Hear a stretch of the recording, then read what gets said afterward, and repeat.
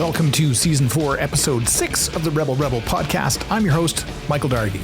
In this episode, you'll meet Chris Kneeland, the CEO of the Cult Collective, one of North America's premier engagement marketing firms. His overriding professional passion is helping brands accelerate growth by reimagining how they engage consumers and employees. But where did he come from? Why is he wired this way? And what advice does he have for other rebels and those rebels in waiting? Subscribe to the Rebel wherever you get your favorite podcasts, or head over to the rebelpodcast.com and support the show with a paid subscription. Without further ado, here's the episode. Welcome to the Rebel. I'm your host, Michael Dargy, and sitting well across the city from me is Chris Kneeland. He's co-founder and CEO of Cult Collective, leading marketing engagement agency for brands across North America. You can find out more about him and his company at cultideas.com. Chris, thank you so much for joining me today. Oh, my pleasure. Thank you for listen. I rarely meet a microphone that I don't like. So when you sent me this invitation, I jumped at it. Awesome. If you could, for those that don't know you, and I mean, you're everywhere. All you have to do is Google Chris Kneeland, and you're going to find all sorts of stuff with, you at the gathering, you at the cult. And if you could just sort of bring us up to speed on who you are and what you do, that would be amazing. Sure. So I'm the CEO of a marketing engagement firm called Cult Collective. We're about 9 years old, headquartered here in Calgary, Alberta, but working with brands across North America to convert their customers into cult-like followers. I also moonlight as the chief strategy officer of a talent platform called Camino, where we help brands and marketing professionals or agencies or freelancers connect to each other in non-traditional ways. And then about 8 years ago, we started an industry event called The Gathering, which is a celebration of the most cult-like brands on the planet. And that's kind of taken off and kind of has a life of its own. That life is a little stunted given COVID, unfortunately, but we are optimistic. It's ironic, to have an event called The Gathering amidst socially distanced mandates. But I spend those three things are kind of what occupies my waking hours, in addition to being a husband, father of three, and a paintball enthusiast. So lots of options there to go into. If you could, I'm super curious. I was saying just before this interview started how interested I am in how you got to where you are, because you are really unapologetic about taking it to the status quo. And I'm really passionate about that. And I want to know, what is it about you that got you so riled up about, brands and how they approach the market? Where did you come from, sir? Yeah, so it's funny because I was actually thinking about that the other day.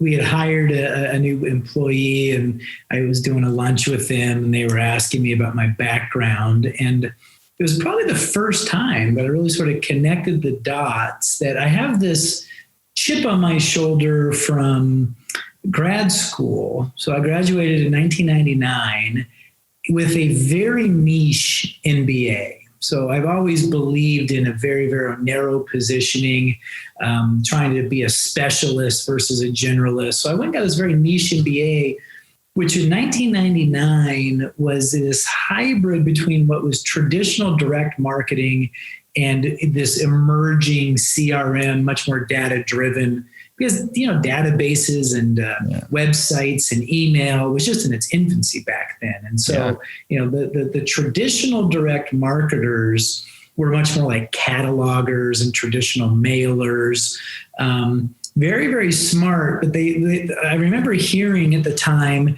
that direct marketing was the fanny pack of marketing, wildly functional, but terribly unsexy. And that always bothered me because I was like, I am kind of a function over form kind of person. And it's like, if you have the data, if it's measurable, if it's effective, why do you really care what it looks like? It just works. And and then when I got into my early stages of my career, I was always because I was always in emerging technologies with e-commerce and databases, and then it became social media and mobile phones. I always had to go get money from other people who had the money. So, it would be like, I have to go after the flyer budget or the television budget or the radio budget. And so I think I got kind of either good at or tired of always having to try to defend why these other solutions were going to be better than. They could never just be judged by their own merit. They always had to be, a give or a take, given kind of a zero-sum budget. So, yeah, I think just in the early stages of my career, I just was kind of like, I have to not only make me look good, I have to demonstrate why those are inferior in some way. And then more recently, and particularly the gatherings played a big role in it. When we were doing the research for our book, in fact, just again today, I put on LinkedIn this quote that says, "The competence is so delicious that once you've tasted it, everything else is inedible." And I'm like, cult brands are so delicious and so desirable that once you've seen what good looks like, it's really hard to go back and to settle for something else. And so, unfortunately, cult brands are still the exception, not the rule. But I just have been like, hey, it'd be like if you bumped into somebody that's never tried ice cream. You'd be like, well, what are you talking about? You have to go, let's stop what we're doing right now so you can go try an ice cream cone. And I feel that same way I've just seen some brands that have done it better. And, not just performance wise, but like the people that work there are happier. They're more fulfilled. They're more satisfied. And then you go into these mediocre brands and it's almost like these are, prison sentences. It's like these people are roaming the hallways with no enthusiasm, no zest in their step. And I'm just like, well, why don't you guys just go do this? Because it's better in every way. And so one of those two things, either trying to be more sexy than functional or just trying to share that, we've discovered something that's pretty awesome. And I think those are my motivations. So if we go back in time to early Chris Kneeland, so you grew up in the U.S., like down south in Texas, right? Yeah. Short answer, yes. Long answer, I've lived in 9 states. I'm a bit of a mutt, but yes, I'm an unapologetic American, and I identify as Texan. Yeah. Okay. Awesome. So if I could go back in time and, before you decided to go into your MBA program and niche down the way that you did, what is it that attracted you to that particular niche? Like, what did you see? Well, I'm much more of an insurgent mindset now than I ever was in, say growing up or in my personal life. I don't think I'm a particularly contrarian or provocative person, playing board games with friends on a weekend or going out on a holiday. My career really started, and I was a copywriter. I really enjoyed the craft of copywriting. And so that then led me into advertising, and then advertising evolved into marketing. But for copywriters, it was more direct marketing than, say, I didn't want to do necessarily all, radio commercials. And it wasn't that I didn't like radio commercials, just I wanted to be tethered to results. And I found direct marketing was a nice blend of art and science. Oh, cool. So yeah, I think that was the genesis of the creativity, the persuasion, the storytelling that I really enjoyed kind of growing up. And I just didn't know how to apply it until I got, more and more aware of how do you make a living? You could be a journalist, you could go into public relations, you could be an author. And I found advertising the most enjoyable. Oh, that's cool. You say, somewhat, I'm going to say somewhat famously, but maybe this isn't like a direct quote, but your kind of your position here is to make products, programs, and people more remarkable. And I find that to be a really interesting statement because I figure that has to come from somewhere. And I wonder if you wouldn't mind diving into that a little bit. That comes more from I've seen what good looks like, and it's delicious. It's your ice cream. Yeah, the majority of brands have been bamboozled into believing that an overdose of promotional activity is going to make them relevant. And A, I don't think the goal is relevance. I think the goal is remarkability. And then B, I don't think the P that you should be focusing on is promotions. I think it's people or programs or, there's a whole host of products, propositions. There's other P's that we should be focusing on. So I get concerned that we have somehow been, I say bamboozled, but we're falling for a false promise that if we just can advertise better, somehow our businesses are going to perform better. And the reality is that rarely works. And much more often brands overdose on those stimuli and they go out of business because they raced to the bottom. They were on sale 36 out of 52 weeks a year. They were spending an inappropriate amount of money on paid media as a percentage of sales in this fool's errand, thinking that I could just shout louder or bribe more to eventually get to some healthy state. And, in our book, we equate that to, believing that taking more and more pain medication is going to fix your ACL, right? It's like the pain medicine can occasionally make the pain go away. It does zero to actually fix the problem going on with your knee. Surgery will fix it. And if you're not careful, you'll get more and more addicted to those pain meds and you'll eventually overdose. Damn. What's your, if you were to look at your day to day, what's your very favorite thing that happens to you in a day? If I could only get paid to stand up in a boardroom and teach them cult brand principles, I have in terms of the 12 archetypes or the personas, I'm the professor. So I really enjoy teaching. But what I love in particular about going into those boardrooms is the light bulb moments of people that I kind of equate it sometimes to what it must have felt like.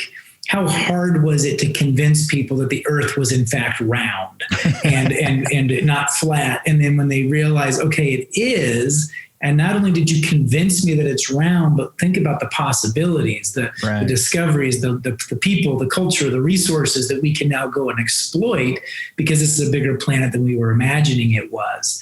Yeah. When I can see that go off, ideally collectively, but worst case scenario, maybe amongst the CEO or the CMO, that there's a better way to do this. It's wildly gratifying. Because like I said, it's not just going to result in a better business, it's going to result in a better career. People just get happier when they know that they're doing something of more significance than just trying to get people to buy a bunch of stuff that they don't need or can't afford. And that's a pretty shallow existence.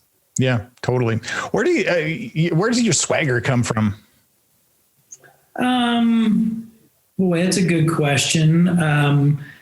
I feel like two things. One, I just know it's right. So I feel like I have truth on my side because there's just too much evidence against it. And so I feel like it's kind of I have a bulletproof position that these are just, that nobody ever wants to debate me. Nobody ever says, I don't believe those 8 cult brand principles. Right. What they'll say is, my boss will never let me do this, or our culture is not going to let us do this because we're addicted to legacy behaviors. And in fact, when we finish the gathering, we'll get hundreds of thank you notes. And the number one theme is, do you know a cult brand that's hiring? Because I've realized my organization is never going to aspire to be better than it is today. Wow. So there's a huge, many employers should think twice, I guess, before sending their employees because there's a pretty big light bulb moments. And it's not me, it's 36, 40 of the best brands in the world saying, well, here's how we see the world. And they're like, oh,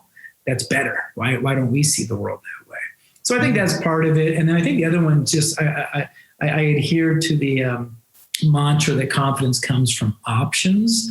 The way that we've built our business and the whole reason why we birthed Camino was to create something that was very agile. So we can flex up or flex down in a way that doesn't make me dependent upon high fixed costs and an unsustainable business. Like our business is incredibly nimble. We didn't have to let people go through COVID.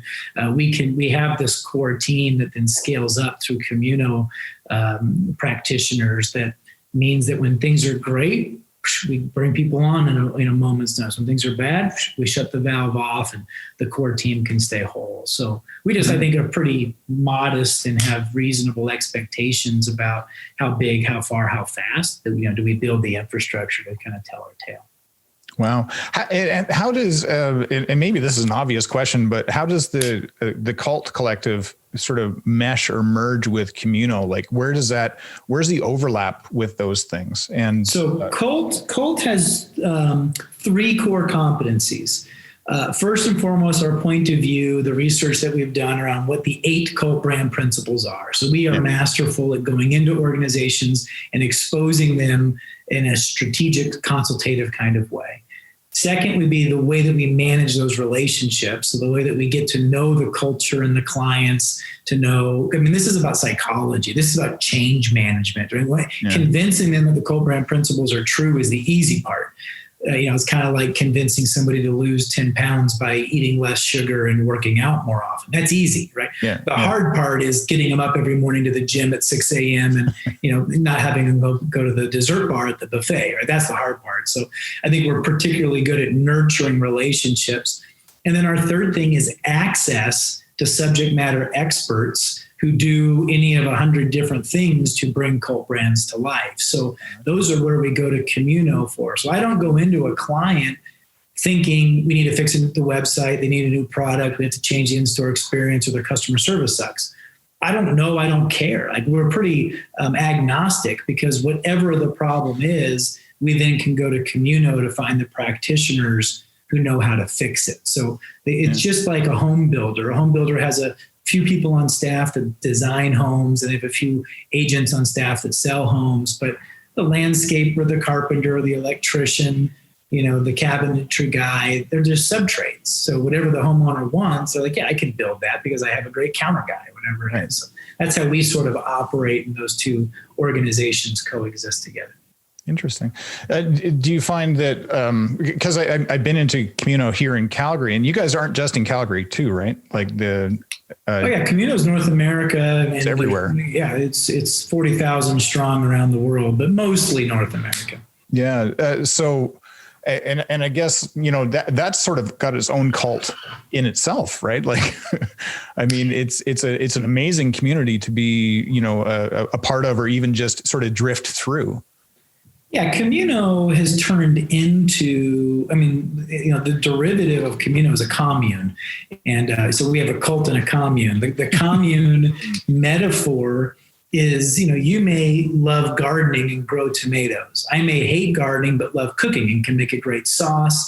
And somebody else may suck at gardening and cooking, but they love to eat. And in order to stay, they'll do the dishes afterwards. So as long as everybody contributes something, and as long as you go into that environment saying, what can I give to this community versus what can I take, which is all too common. I think there's a lot of either selfish or insecure professionals, particularly in the digital and marketing space, that are very kind of serve me first, and then once I'm full, I'll turn around and feed everybody else. Right. That mindset doesn't float very well within Camino. Camino is more about, there's a cool party going on here. What do you need me to bring? Do you want me to bring the chips? You need the hot girls? Do you need the band? You need me to stay up afterwards and clean up? So everybody that comes in with that mindset to contribute, I think, ends up having a wonderful time. And the reality is, particularly for creative digital and marketing professionals, we never learned how to build businesses. We went to art school. We dropped out of school. We coded. We shot photos. So there's just a lot of, I like to say, you don't have to make all the mistakes yourself. You can come into this community and learn from your peers. Why, how do I do this, or why don't I do that? And there's just this feeling of let's stop thinking that there's this zero-sum game and that you have to lose in order for me to win. We're not each other's worst enemies. We say the holding companies are our enemy. 80% of the marketing discretionary spend is going through one of the big 5 holding company agencies. So the independent shops and the freelancers need to stop infighting with each other and join the revolution against the big guys that are bloated and I think expensive and lack some of the innovation and some of the skills that I think truly great practitioners know how good they are. They go out on their own and they create their own businesses. They just too often are better at their job than they are at building a company or building a business. They make a lot of boneheaded mistakes. So we try to make that, we try to make them less boneheaded by being part of the community. That's awesome. What do you think is the most important thing that's ever happened during your lifetime?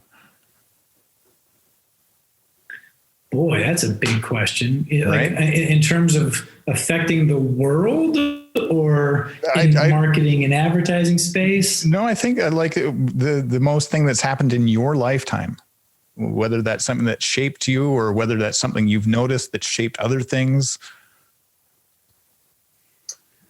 Well, I do think the single most substantive trend. So the reason why I love Camino so much is I miss the personal computer trend. I was too young when the world and when everybody got a PC in their house. Yeah. I remember getting my first PC in the house, but I didn't know how to monetize that. I also missed, I graduated in 1999.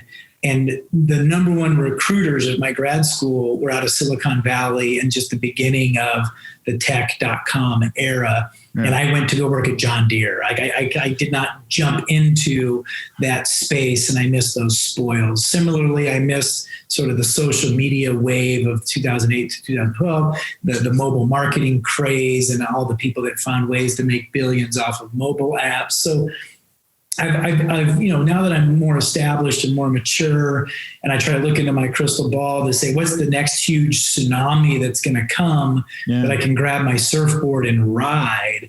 It is the rise of the entrepreneur and the freelancer and changing the way that people work. The data is suggesting that within the next 3 to 5 years, more people will be self-employed than employed by a big company. And COVID has only accelerated that. Oh, for sure. The huge mass layoffs aren't coming back. It's not like, hey, hang on for 6 months and then all these jobs are going to rehire.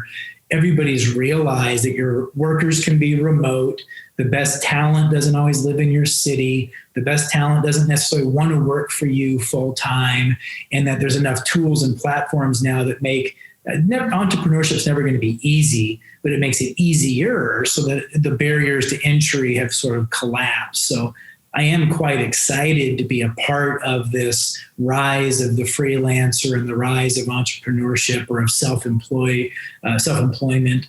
And I think that, it will be as fundamentally different as what had happened in the turn of the 19th century when farmers had to be lured out of the fields to go into the factories. And the infrastructure that was required to do that, the rise of urban centers, the creation of the educational complex, which we're still victims of now, because I think that it is in radical need of reinvention. About we have an educational system that is rewarding organizational compliance, right? The entire grade 12, K through 12 experience is designed to identify and reward the kids that can shut up and listen the best and can do their homework on time and can complete the quizzes and the standardized tests. And yet, a guy that runs a Rebel focused podcast would know some of the most interesting people in the world sucked at that environment.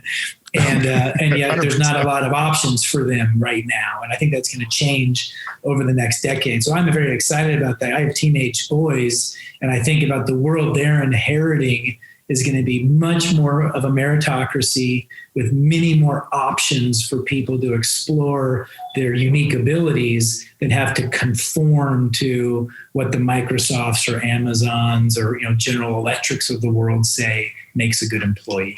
Wow. That's awesome. What, completely non sequitur. What's your favorite magic trick of all time? That's a great question. I don't know if you're reacting to the stuff behind me here. I'm a big magic fan. I had a chance to go to the Magic Castle in LA. Have you heard I have of this? Friends that have gone there. Yeah, so it's kind of the mecca for magicians. It's fabulous if you can get in, and there's just magic happening everywhere. But there was a guy that took a soda can and emptied it and had me sign a silver dollar and then rubs it on the top of the can and it disappears. And then he hands me the can and I open it. And not only is my silver dollar inside, but it's completely full of liquid again. So he somehow refilled the can or swapped it in some way. But the whole thing was happening with me across a bar from him, and the sleight of hand was over the top awesome. Wow. Do you practice magic? I do. I subject my staff annually to a magic show at our Christmas party. And because of COVID, I think the Christmas party is off the tape. My magician name is Christoph the Pissed Off. And I get pissed off for two reasons. One, many times my tricks don't work because I'm not a very good magician. Or two, if even worse, if they do work and the people don't go crazy, like I need an excessive amount of adoration when I do my tricks. And so I'm usually pissed off for an hour because people are fairly underwhelmed by what I do. That's hilarious. What's your favorite trick to perform, or do you call them tricks? What's your favorite? Yeah. So, I mean, my least favorite kind of magic is big stage productions, cutting people in half. I mean, I'm really a close-up guy. Oh, okay. I like elements of mentalism where I can try to predict what you're thinking or what you wrote down. Stuff like that are my favorites. That's amazing. Of all the things in the world, what drives you nuts? Waste and inefficiency. And my wife knows this. So it can be as simple as our airplane lands. The custom agents clearly know there's 300 passengers on that plane getting off. Why is there only 2 guards at the station and 8 of them are empty? The waiting doesn't bother me. Waiting isn't my pet peeve. It's the inefficiency. If somebody's made a conscious decision that having people here for an hour versus opening up more lanes and getting people through. So I think I'm constantly just looking around at, whether it's on hold, whether it's I was trying to buy a PS5 for my kid, and, just the stupid boneheaded things that people do without consciously thinking through, oh, this is probably inefficient. There's probably a better way to, having me go onto a computer at midnight and then 8 a.m. and then 12 and then 7 p.m. to try to grab a thing, first come, first serve is a horrible way to have that experience. And so I sit there and it ruins it for me because I'm just now, whoever answers the phone is now a victim. Some poor low-level minimum wage worker is being saying, have you guys thought about this? And you need to do this thing and change this thing. And I'm sure they could care less. That's awesome. What are 5 things that you wish humans would know? That's another deep. This is deep thought. So Jack Handy here. Yeah, man. That's the tough questions. I wish the number one thing I wish people understood was have greater self-awareness about their own strengths and weaknesses, about what does and does not make them happy. I think it's tragic that people, when they maybe hit their midlife crisis, kind of come into themselves and realize, why did I waste so much time pursuing that dream? It was never really my dream. It was my parents' dream or my wife's dream or my, somebody else's dream imposed upon me. That doesn't make me happy. Maybe they're trying to do something that's beyond their skill set and they maybe aren't aware of their own limitations, or vice versa. Maybe they have far more potential than they actually are living up to. So I think number one, I'd say is spend enough time working on yourself to be aware of what's going to bring you happiness in this life. And then don't waste too much time on the stuff that isn't. Another one, I heard an adage a while ago to never retire. I really like that. We're not working in coal mines. We're not trying to escape the black lung. Most of us have white collar positions. So eliminating the retirement idea changes 2 parts of your paradigm. One, you stop deferring your happiness. You stop saying, well, I'm going to save up so that when I'm 65, I can go do this. There's no guarantees. You don't know what your health is going to be like. You don't know what your marriage is going to be like. You don't know what your kids are going to be like. Like, if you can do it now and stop deferring your happiness. And then secondly, it buys you another 20 years of your ambitions, right? I mean, if you can work, we'll likely live well into our 90s, given advances to medicine and diet and nutrition and exercise. So, I can cut myself a little bit of slack. If I'm 46, which means I started working at 20, so I'm 26 years in. I'm not even halfway. Yeah. So, when you give yourself permission to realize, oh, I'm not even halfway yet, then I can be much happier with my current state. Number 3, another quote that means a lot to me is no amount of success will compensate for failure in the home. I've had a couple of professional accomplishments, but nothing comes close to the legacy that my kids will leave behind. So the most important thing I can ever do in life is raise my boys right. And what I do at work and who I do with employees or clients is a distant second. So I'm a big believer in a happy home life. Number 4, I'd say poke the bear. Life is just funner when you're being a bit provocative, and why not? We have way too much status quo. We have way too much mediocrity. You'll find more color. I don't believe that you should try to please everybody. So I like that. One of the cult brand principles is picking a fight. And it's one of the darker arts because it so often can be done poorly. It can be done the Donald Trump way of bullying people. But what I think what Burger King does to McDonald's or Pepsi does to Coke, those are Mac does to PC. Those are playful ways that poke the bear and create conversation. And I'm quite a fan of what that does. And then number 5, I don't know. I guess I'll go with the classic do one thing a day that scares you. We had Brene Brown speak at the gathering a couple of years ago. And one of the things that she says that haunts me to this day is every day make a conscious decision. Is today a day for comfort or for courage?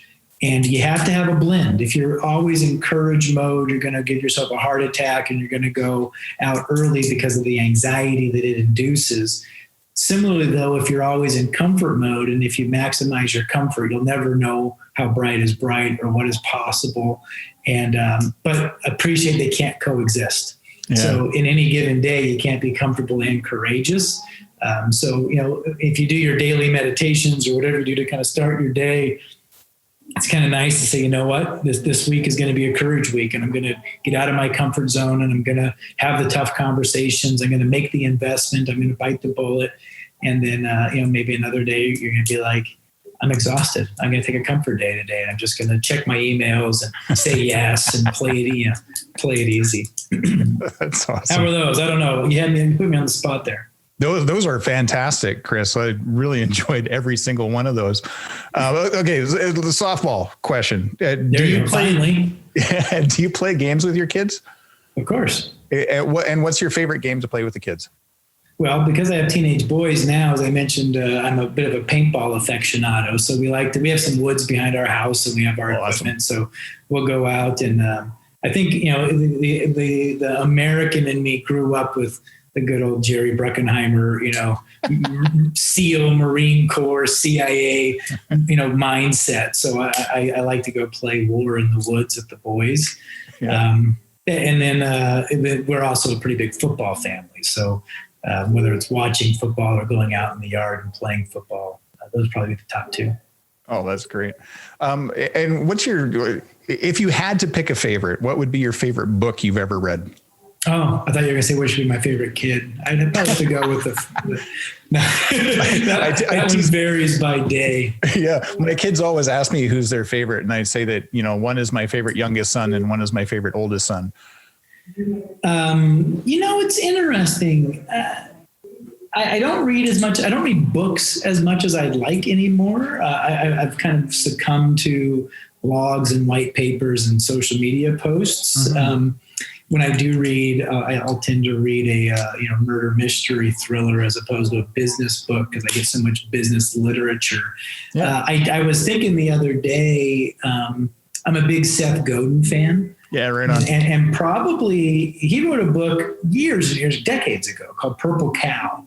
that was the first time I'd ever heard the word remarkable, and was the first time I understood what it actually meant. Because I had, prior to reading that book, always associated with remarkable as exceptional.